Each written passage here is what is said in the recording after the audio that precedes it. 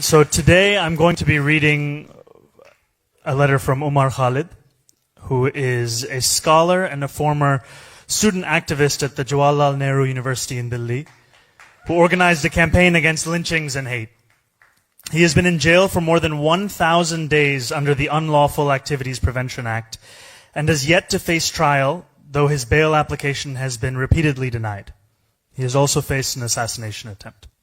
So this is Umar's writings. On a cold February morning earlier this year, I was taken out from jail in a police van for my first peshi in court since my arrest in September last year.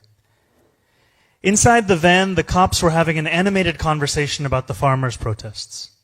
But after 4 months of captivity, the sight outside was more alluring for me. I could see people going to their offices and children to their schools. There were people in cars, buses, and on roads. Some were immersed in their phones while others were talking to each other. There was no one watching over them.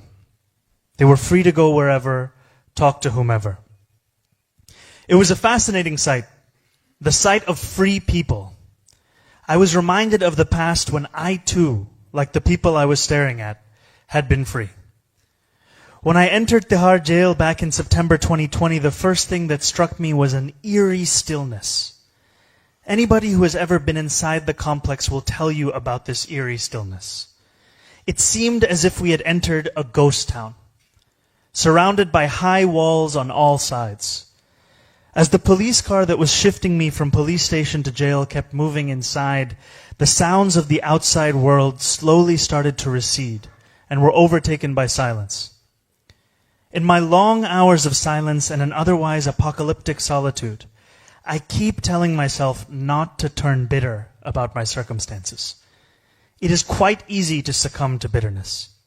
But bitterness would not leave me good for anything productive. Certainly not for the fight we have set out to fight, of reclaiming our country from the forces of hate and divisions. I also keep telling myself to look at the larger perspective.